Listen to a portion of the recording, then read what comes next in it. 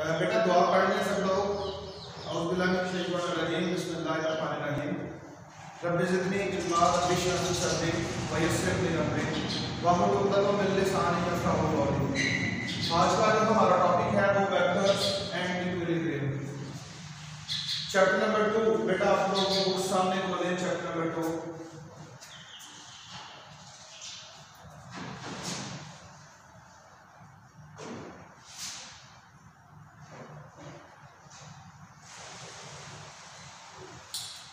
मेरे सामने खुला है चैप्टर नंबर 2। मैं आपको बताता चलूं कि टोटल जो पेपर होगा ना फिजिक्स का फर्स्ट ईयर में वो 85 मार्क्स का होगा। फिजिक्स केमिस्ट्री बायो इनका जो पेपर पैटर्न है, जो स्कीम है ना, जो वो दोनों तीनों सब्जेक्ट्स की सेम है। जो चैप्टर फर्स्ट ईयर का पेपर होगा फिजिक्स केमिस्ट्री बायो का वो 85 मार्क्स का। तो इसमें कैटेगरीज हैं MCQs, long questions, short questions. ये बेटा जो एमसीक्यूज आएंगे ना ये 17 मार्क्स के होंगे। टोटल 17 ही आएंगे और इतने ही आपने करने हैं।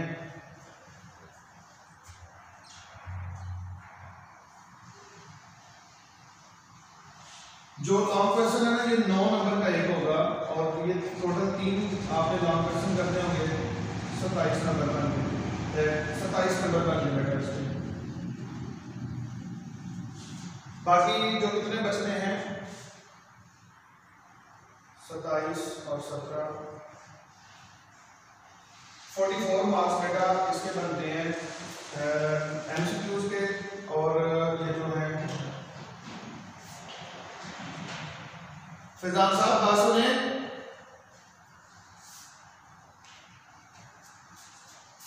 ये ना कॉल आ रही है उधर, वो उसको जरा बंद करें, डिस्कनेक्ट कर दें। अभी इसमें डिस्टर्बेंस आ रही है। कॉल आ रही थी? हाँ जी, इसकी आ रही थी। अभी अभी नहीं आ रही, इसके तरफ बात नहीं करते। ठीक है, रिपीटिंग जाएंगे अभी क्लास को। आप क्लास ये जो कॉल आ रही है दरमियान में इसको किसी तरीके से बंद करें। ये शेड्यूल डिस्टर्ब देखता हूँ। 2 मिनट आपको वेट कर।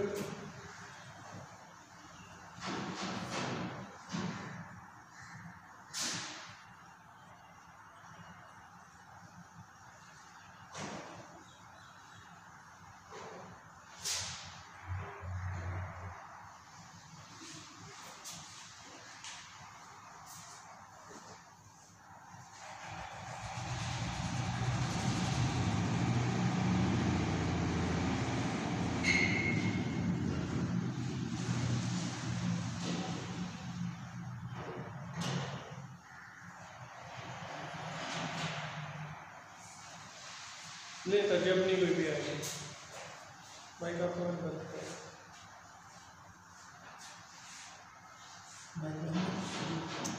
एमसीक्यूज मुझे ये मैंने कहा एमसीक्यू 17 पे बचे, लॉन्ग क्वेश्चन थे 27, शॉर्ट क्वेश्चन बाकी कितने बचे? अच्छा 27 और 17 कितने 44 ही होते हैं। 44 में कितने ऐड करें 35 होते हैं। 41 इतने मार्क्स के तो शॉर्ट नहीं होते। इसके साथ में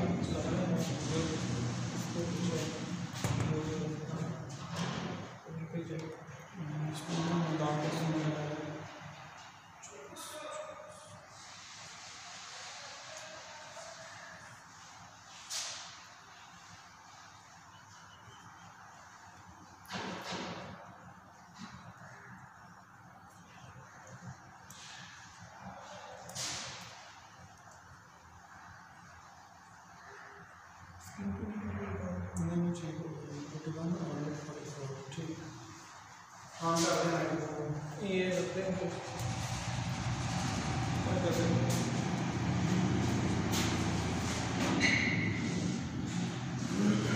और अब कॉल नहीं आएगी। अभी स्टूडेंट्स होगी ना भी उठ करें। अब तो नहीं स्टूडेंट्स होगी, आप इधर आएंगे।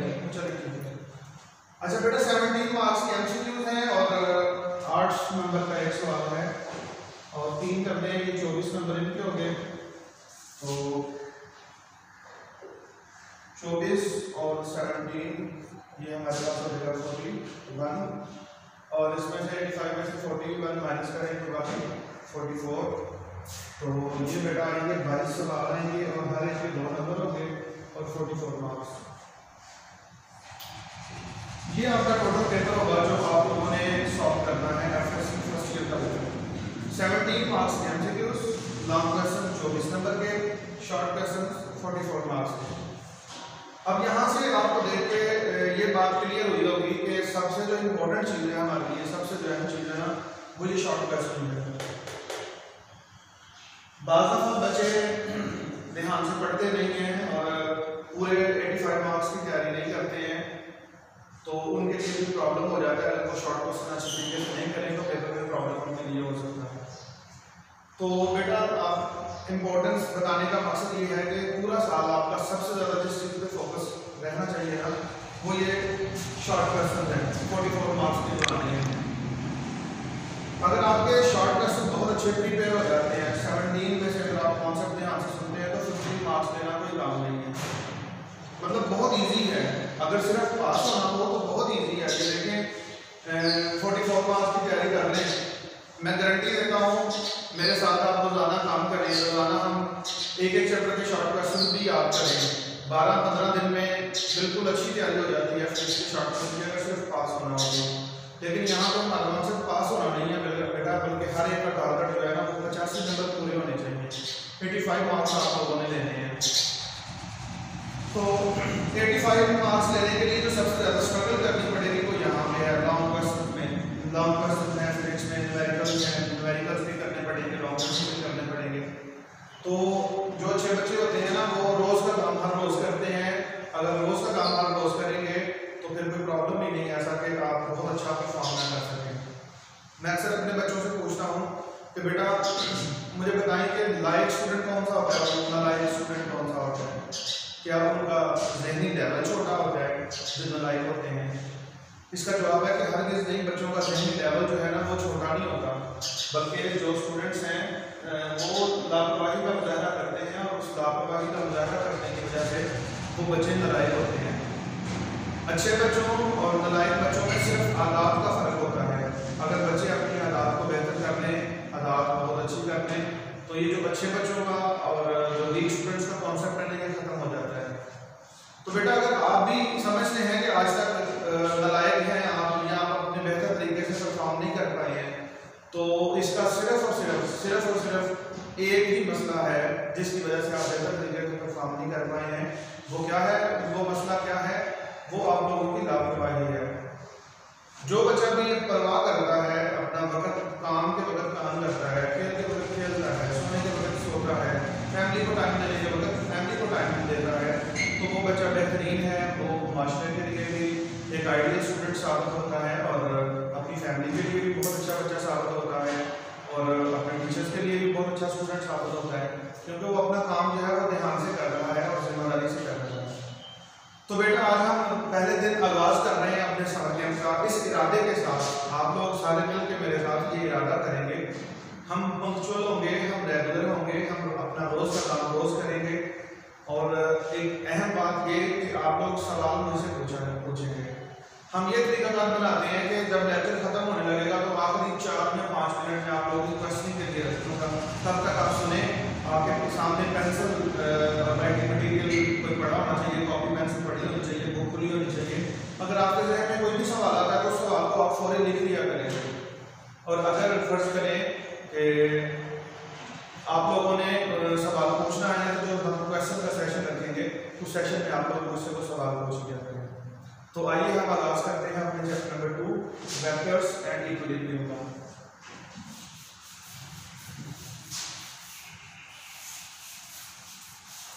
बेटा वेक्टर्स को समझने के लिए आप लोगों को पता है कि सबसे पहले पता होना चाहिए फिजिकल क्वांटिटीज क्या है।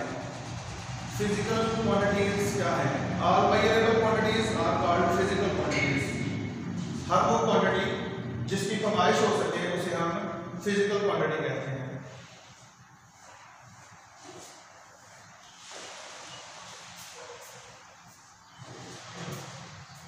बेटा हर वो क्वांटिटी जिसकी पैमाइश हो सके उसे फिजिकल क्वांटिटी कहते हैं।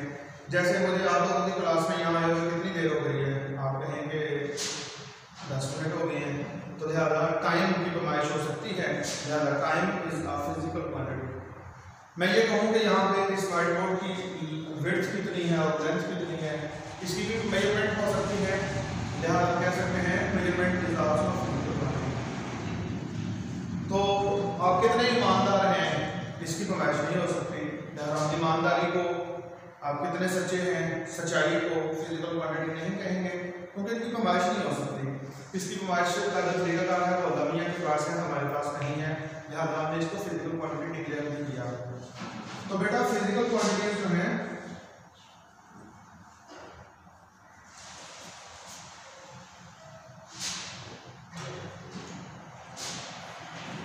इसकी दो टाइप्स हैं,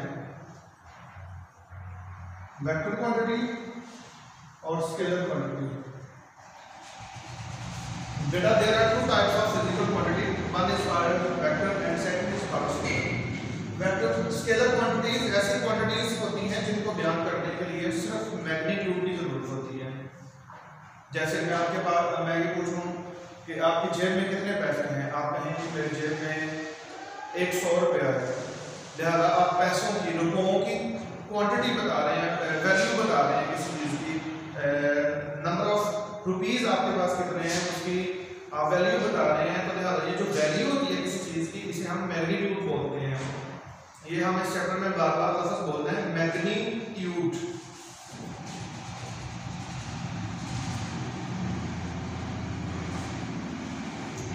मैग्नीट्यूड, इसको उर्दू में आप लोगों ने अददी कीमत पढ़ा होगा,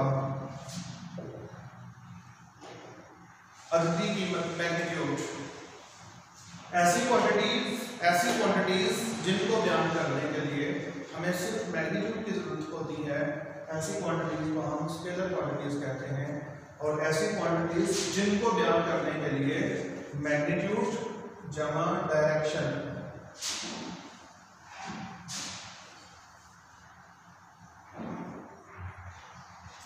मैग्नीट्यूड और डायरेक्शन, इसकी भी और इसकी दोनों चीजों की जरूरत होती है, ऐसी क्वांटिटीज को हम वेक्टर क्वांटिटीज कहते हैं। जैसे मैं पूछूंगा कि मस्जिद कहाँ है, तो मैं कहूँगा ये 2 गलियां छोड़ के उसके बाद, तो ये जो मेरा हाथ का इशारा है ये सिमत को ज़ाहिर कर रहा है, मेरे हाथ का इशारा। मस्जिद कहाँ पे है, ये 2 गलियां छोड़ के आगे मस्जिद है, तो हाथ का इशारा क्या ज़ाहिर कर रहा है, सिमत को। और यहाँ से फासला मैंने कितना बताया है, अप्रॉक्सीमेटली ये 2 गलियां छोड़ के। तो यानी कि ये जो डिस्प्लेसमेंट है, मैं किसी भी चीज़ के लोकेशन को बयान करने के लिए इस्तेमाल किया जाता है डिस्प्लेसमेंट। तो इसमें मैं क्या बता रहा हूँ, डिस्प्लेसमेंट एक वेक्टर क्वांटिटी है, क्योंकि मुझे सिमत भी बताना पड़ रही है और साथ मैग्नीट्यूड भी बताना पड़ रही है, लिहाजा displacement is a vector quantity. तो स्केलर और वेक्टर में बेटा फर्क पता चल गया है। ऐसी क्वांटिटीज जिनको रिप्रेजेंट करने के लिए जस्ट मैग्नीट्यूड की जरूरत होती है वो स्केलर क्वांटिटीज, और ऐसी क्वांटिटीज जिनको रिप्रेजेंट करने के लिए मैग्नीट्यूड और डायरेक्शन दोनों चीजों की जरूरत होती है, ऐसी क्वांटिटीज को हम वेक्टर क्वांटिटीज कहते हैं। The quantities which require only magnitude for their complete description are called scalar quantities, while vector quantities are those quantities which require both magnitude and direction for their complete description. ठीक है बेटा, समझ आ रही है आपको?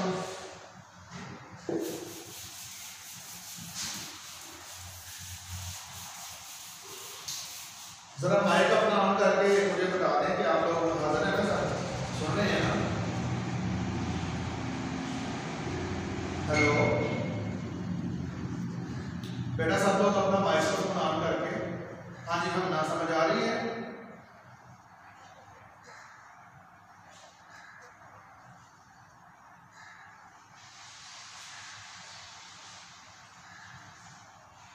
बाकी लोग भी अपना माइक ऑन करके तो एक दफा बोले ताकि मुझे पता चले कि आप सब लोग हाजिर हैं।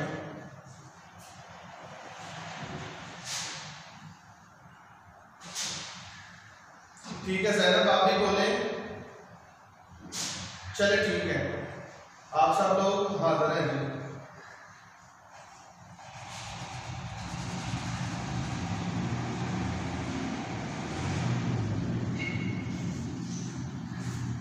नेक्स्ट बेटा, वेक्टर्स को हम आगे डिस्कस करने लगे हैं, ये सारा चैप्टर वेक्टर्स के मुताल्लिक है। ये सारा चैप्टर वेक्टर्स के मतलब है। वेक्टर्स को बुक में कैसे रिप्रेजेंट करना है आप लोगों ने, अगर कहीं पर बुक में जिक्र आए, हैंड राइटिंग में कैसे बेटा लिखना है इसको, और ग्राफिकली कैसे रिप्रेजेंट करना है।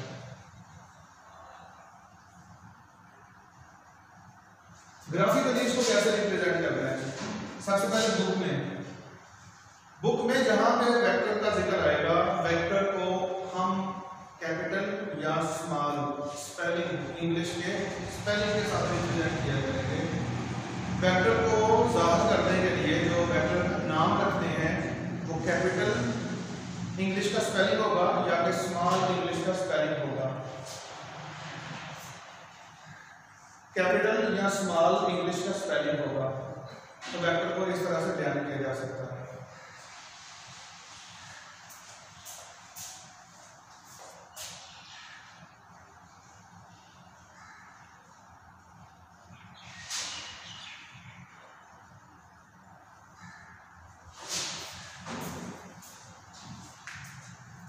अभी एक बच्चा कौन सा निकला है, सारे बच्चे मौजूद हैं, ठीक।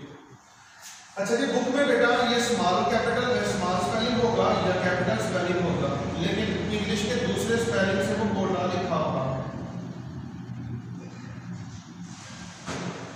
अपनी किताब के ऊपर देखें, वेक्टर्स नजर आ रहे हैं, इसके लिए हम लफ्ज यूज करते हैं कि वेक्टर को बुक में बयान करने के लिए बोल्ड फेस करैक्टर से जाहिर किया जाता है।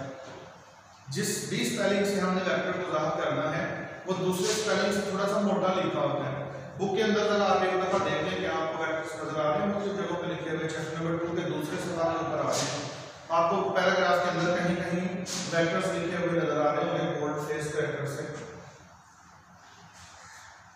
ठीक है जी। हैंड राइटिंग में जब भी आप टेस्ट लिख रहे होंगे, मैं आपको टेस्ट लिखवा रहा हूँ या आप नोट्स बना रहे होंगे अपने, तो जहां पे भी वेक्टर आपने हाथ से लिखते हुए जिक्र करना है बेटा, वहां पे आपने ऊपर ये तीर का निशान बना देना है।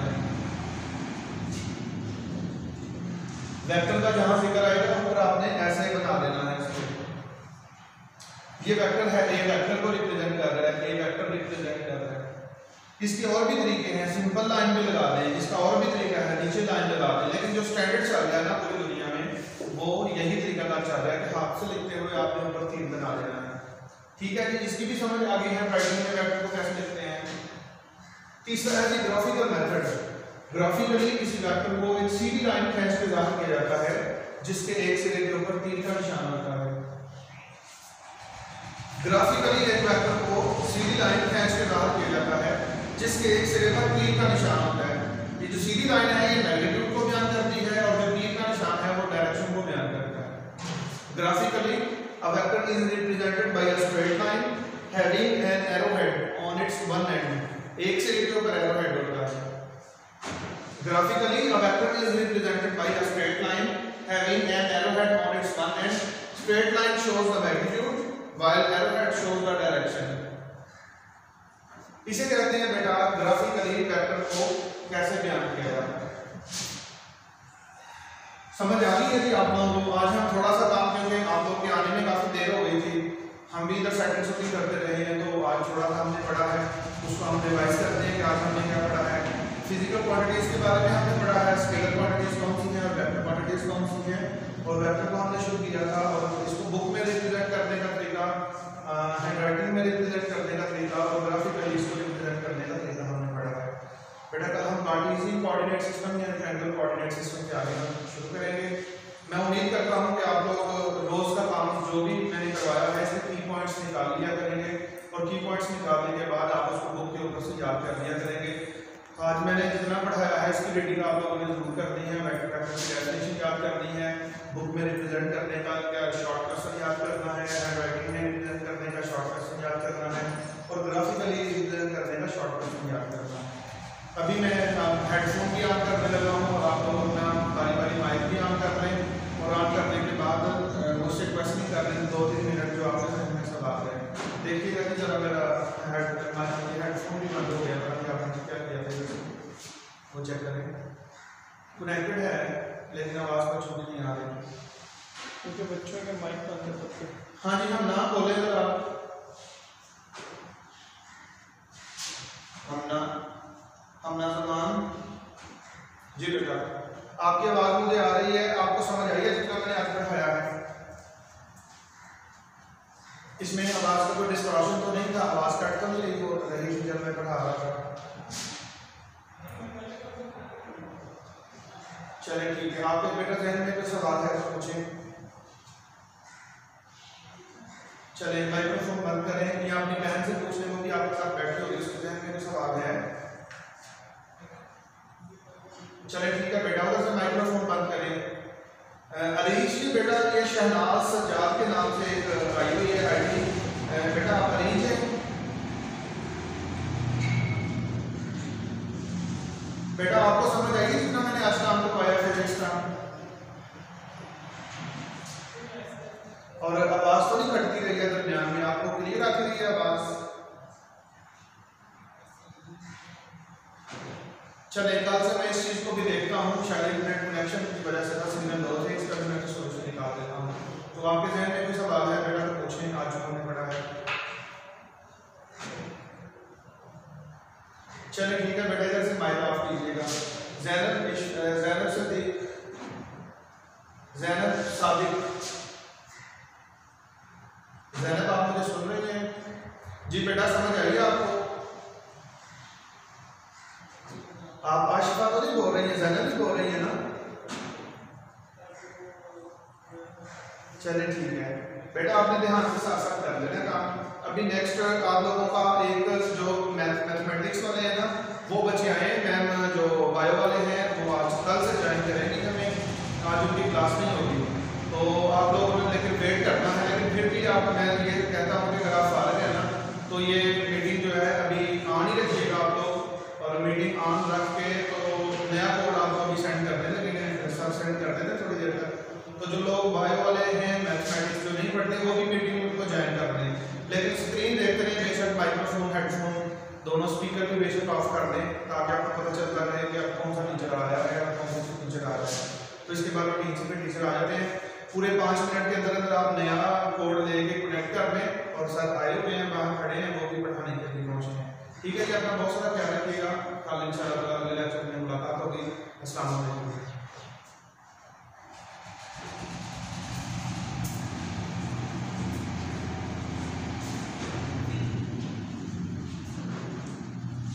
हाँ जी, आपने ना